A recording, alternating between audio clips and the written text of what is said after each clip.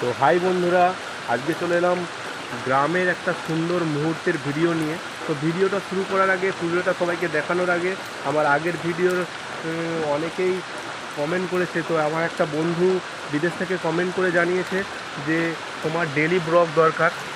তো অবশ্যই daily blog থাকবে।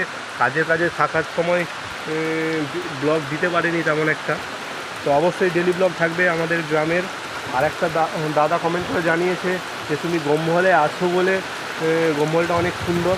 তো থ্যাংক ইউ দাদা, অনেক অনেক ধন্যবাদ তোমার জন্য।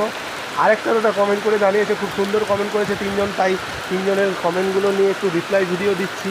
তো দাদা একটা কমেন্ট করেছে যে তোমার দাড়িটা অনেক বড় হয়ে গেছে, অবশ্যই দাড়িটা কাটতে হবে। অবশ্যই দাদা দাড়িটা কাটবো, একটু ইসের জন্য যা হয়নি, ঠিক আছে, অবশ্যই তোমার কথা রাখবো।